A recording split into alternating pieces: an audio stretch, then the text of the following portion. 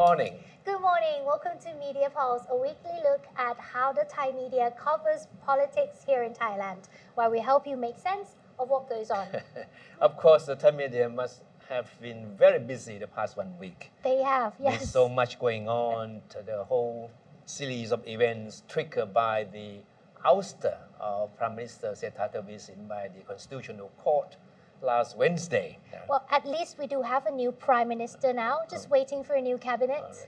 Of course, she has a handful trying to finalize her cabinet lineup, which is not an easy task because she has to deal with 9, 10 coalition partners which have different interests at stake.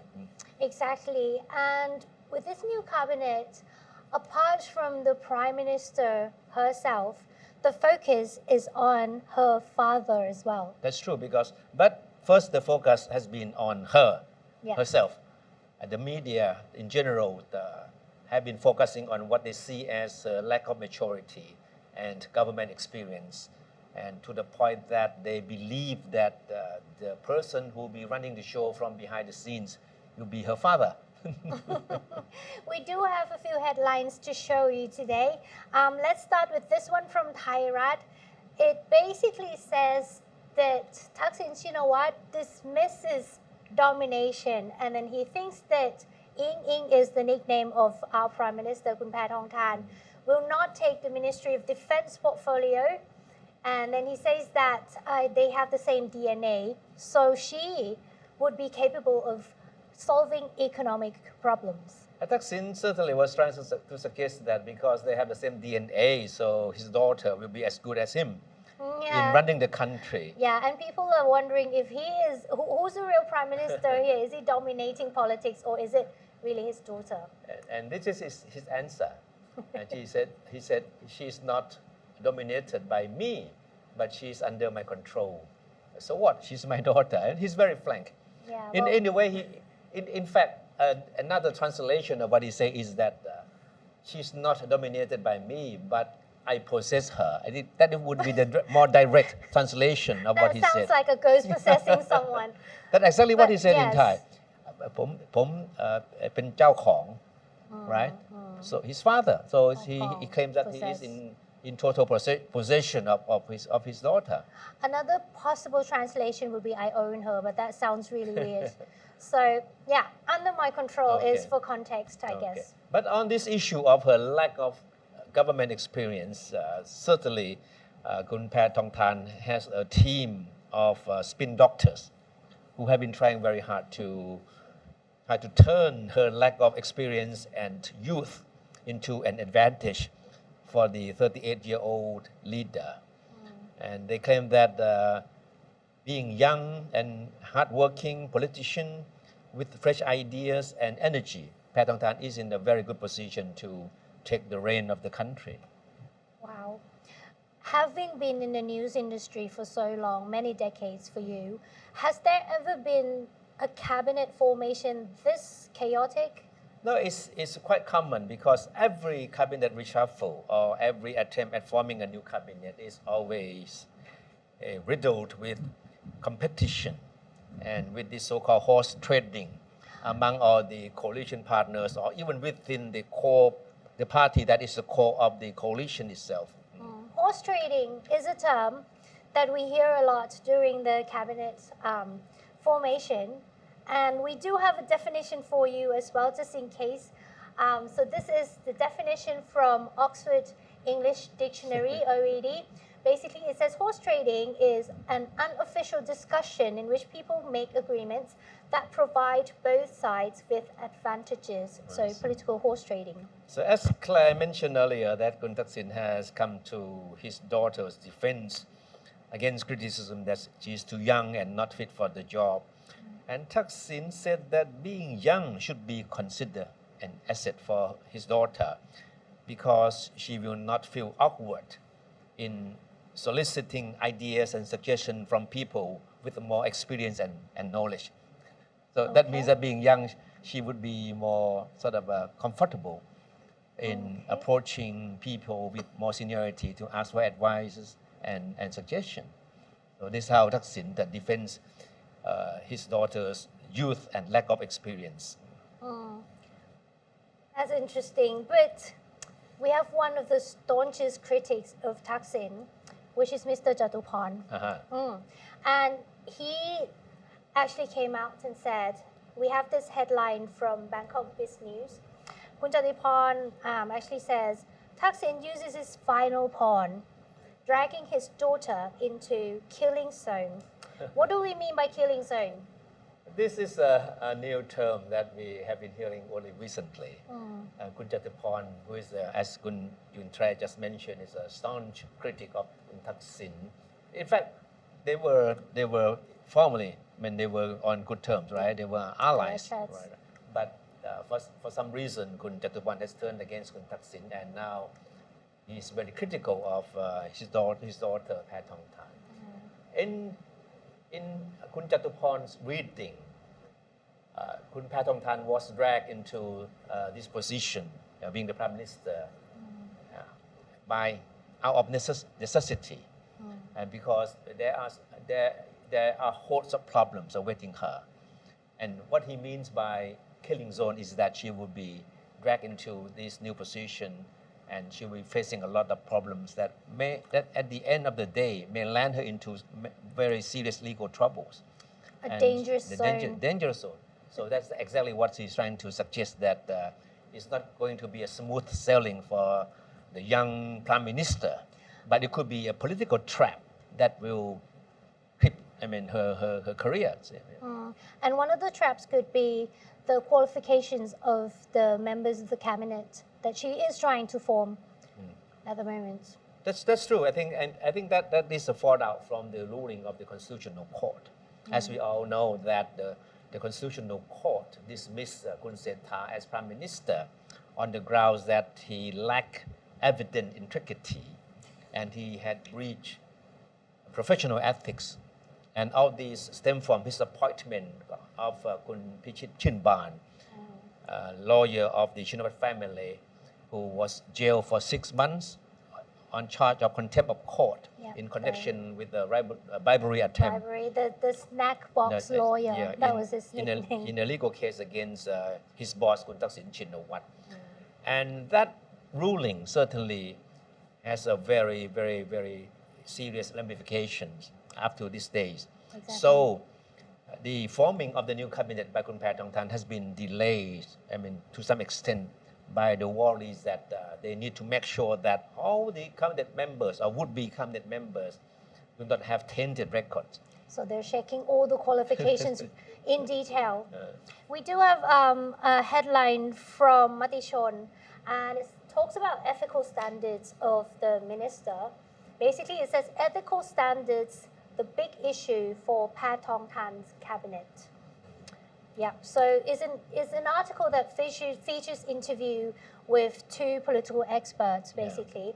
And yes, one of them talk about Kun Pichit Chinban and the potential conflict that they might have with people on the name list for the new cabinet. Because remember, Kun Thammanat has a drug trafficking case in Australia. And then there are a few other peoples as well.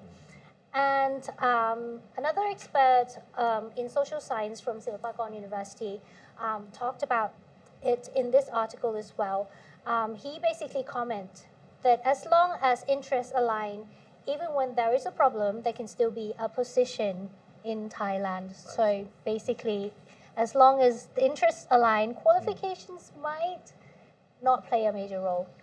Kun Thammanat has been making headlines because of rebellion he is leading in the Phalang Pracharat Party. Kun Thammanat is in control of a faction of about 30 of the 40 MPs of the party. And he is certainly defying the decision of the party leader, General Prawit Wongsuwan, who has submitted a list of potential cabinet members to Kun Pattongtan. The list that excludes Kun Thammanat. But Kun Thammanat also has his own list of potential cabinet members submitted to Kun Pattongtan. So there are two rivals list of cabinet members from this party. And it's very interesting, as you mentioned, that Kun Thammanat could be a problem because he was sentenced to, he served a jail term in Australia in connection with a drug case. Yeah. But the issue is that he claims that he wasn't really found guilty of drug trafficking. But his prison terms was the result of what is reported to be a plea bargain with Australian authorities.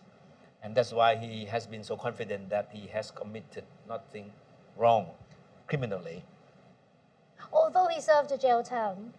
That's Why? right. Yeah. Because he is confident that he wasn't really found guilty of drug trafficking. As I said, his jailing was a result of a plea bargain, right? So he insisted, and he still keeps insisting to this day that he has never been found guilty of drug trafficking. Okay. We do have two headlines with regards to Kun Thamarat and Kun Prawit. Let's look at the one about Thamarat first. So he basically says, Thamarat announces independence from Big Bomb. So this is talking about the rift within the party itself. So this one is from Bangkok Biz News. And another headline from Prachachat says, Pom Prawit, the bachelor who is heartbroken from politics. Is he heartbroken really? He still got friends in politics. That's right. The reason that these breakup between the two big wigs in the party have become headlines because of the fact that Kun Thamarat is certainly a very influential figure in Thai politics. And in fact, he was formerly associated with Pheu Thai party before he switched to Palang Pracharat.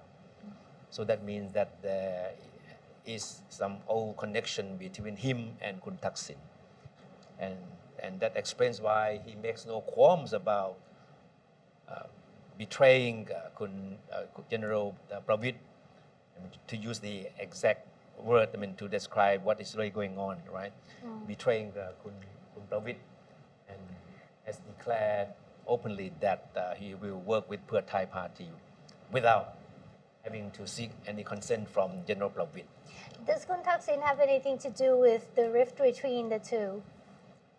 Of course, not openly, of course, but the Thai media believe that Kun Thaksin must have encouraged Kun Thamarat to rebel against the leadership of Palang Pracharat. He actually mentioned it in the Q&A on Thursday night. That's right. Yeah. Of course,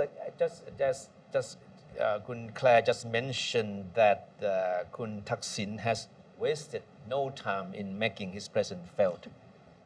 Only 5 days after he became a total free man, right? He received what is known as the certificate of innocence, confirming that he is no longer a prisoner on parole, right? 5 days after that, he appeared at a very goes on stage. well-publicized function organized by the Nation Media Group as a key speaker to offer his vision for Thailand's future. Under what capacity, we're not sure. No, as a former prime minister. Okay. All right.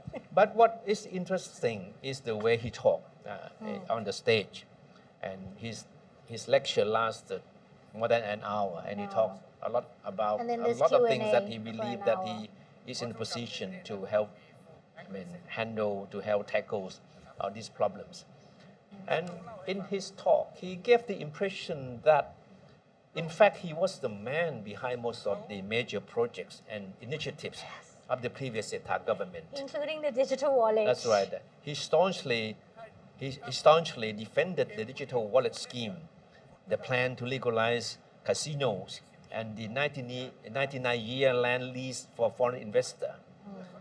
But it was his comment on politics that seemed to have drawn particular interest from the media.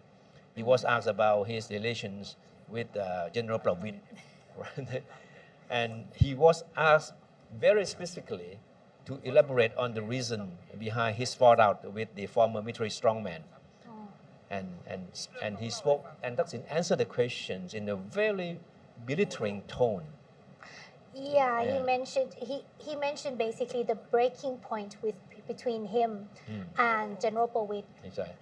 And Thaksin suggested that General Prawit owed his rise in his military career to his blessing. He was saying that without his support, General Prawit could never have made it this far. And yes, we all know that it was when Thaksin was Prime Minister, when General Prawit was appointed to the powerful post of commander of the First Army Region before becoming the Army Commander-in-Chief. And Thaksin said the breaking point between him and General Prawit occurred when General Prawit asked to be made chairman of the National Counter-Corruption Commission upon his retirement from the army.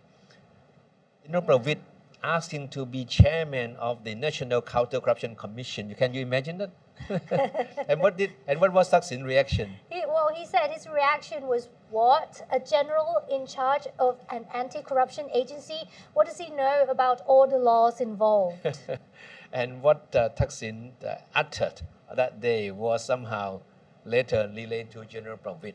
And that was the end of their camaraderie. Right? Well, as we all know, Palang Pracharat is struggling with a serious internal conflict. So remains to be seen. But at the moment, the rift is in the media. So it's been widely reported. There's definitely and that certainly was the one factor that was delaying the forming of the cabinet. Yes. So it remains to be seen if Kun Thamarat will remain in the new cabinet or not. Okay. And of course, the issue of Kun Thamarat's record is being debated quite widely in the Thai media. And of course, this brings us to back to the ruling of the Constitutional Court, right? Not only against Kun Sethar Thavisin as Prime Minister, but also the ruling that led to the dissolution of the Move Forward Party, which is now the People's Party. Right.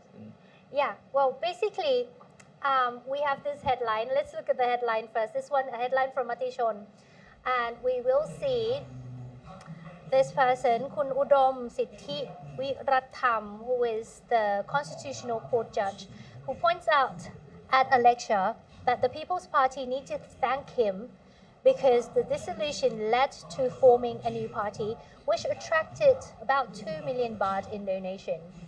So his comments certainly triggered quite an uproar in the Thai media because it was something certainly unexpected to have come from a senior judge, especially a judge in this very celebrated case, the case that led to the dissolution of the Move Forward Party.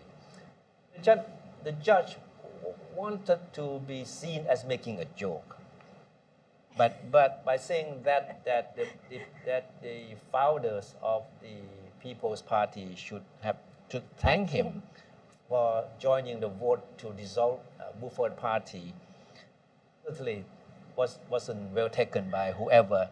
No, whoever supports the Move Forward Party. That's right.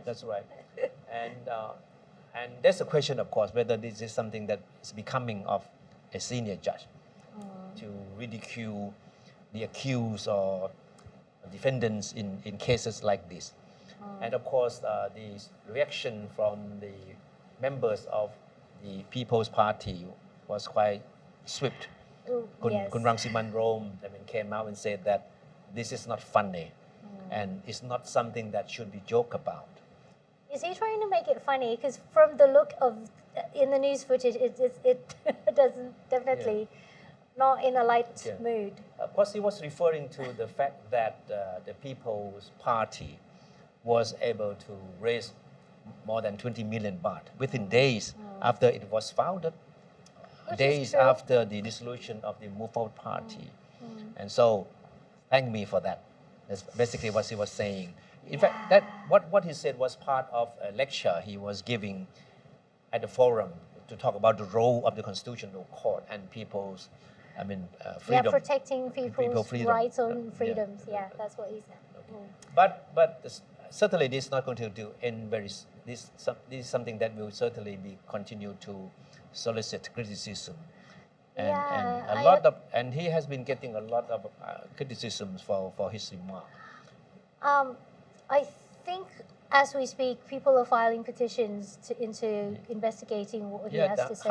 House committee has been asked to investigate his remarks to find out whether he breached the professional ethics or not. And now the things that come back to haunt him now, that the issue of whether or not